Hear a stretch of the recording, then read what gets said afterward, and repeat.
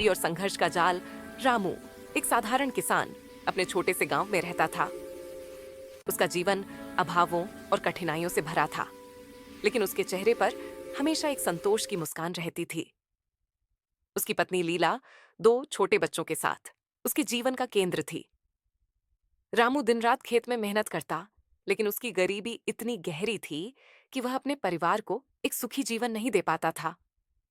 हर रात जब वह थका हारा घर लौटता, तो बच्चों की मासूम हंसी और लीला का प्यार उसे सारी थकान भुला देता। एक दिन लीला बीमार पड़ गई। पहले तो रामू ने इसे मामूली सर्दी जुकाम समझा, लेकिन धीरे धीरे उसकी हालत बिगड़ती गई। गांव के वैद्य ने बताया कि लीला को एक गंभीर बीमारी है, जिसके इलाज के लिए बहुत पैसों की जरूरत थी।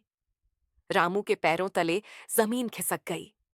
उसने अपनी पत्नी के इलाज के लिए अपनी सारी जमा पूंजी लगा दी, लेकिन वह पर्याप्त नहीं थी। उसने गांव के जमींदार से मदद मांगी, लेकिन जमींदार ने गरीबों का दर्द समझने से इनकार कर दिया। रामू टूट गया। उसकी दुनिया सिमटने लगी। लीला की आंखों में दर्द और रामू के लिए चिंता थी, जो उसे और भी कमजोर कर रही थी। रामू, तुम चिंता मत करो, लीला ने कमजोर आवाज में कहा। मैं ठीक हो जाऊंगी। रामू के पास कहने को कुछ नहीं था। उसकी आंखों से आंसू बहने लगे। उसने महसूस किया कि गरीबी कितनी बड़ी दुश्मन है। उम्मीद की किरण एक दिन गांव में महात्मा गांधी का आगमन हुआ।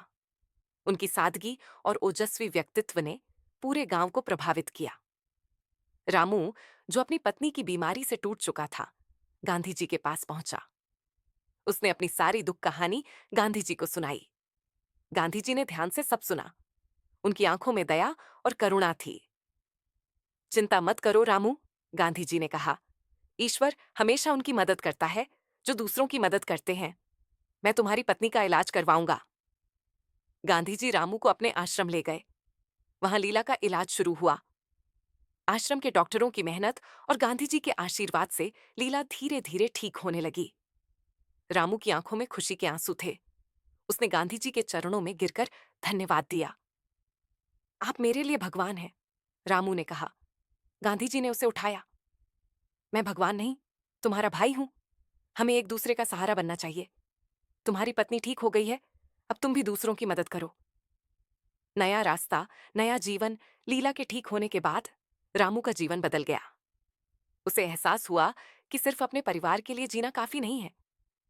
गांधी जी के शब्दों ने उसके अंदर एक नई चिंगारी जला दी थी। उसने अपनी पत्नी और बच्चों के साथ मिलकर गांव के विकास का काम शुरू किया। शुरुआत में कई लोगों ने उसका मजाक उड़ाया।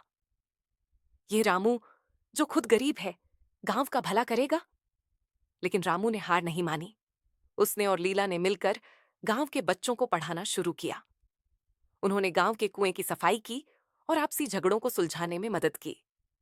धीरे धीरे गांव के लोग रामू के साथ जुड़ने लगे। सबने मिलकर एक छोटी सी पंचायत बनाई, जो गांव के हर छोटे बड़े काम को देखती थी। रामू ने जमींदार के खिलाफ आवाज उठाई और किसानों के हक के लिए लड़ाई लड़ी।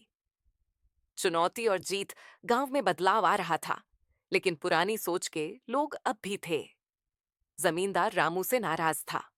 उसने रामू को सबक सिखाने की सोची। एक रात जमींदार के आदमियों ने रामू के घर पर हमला किया।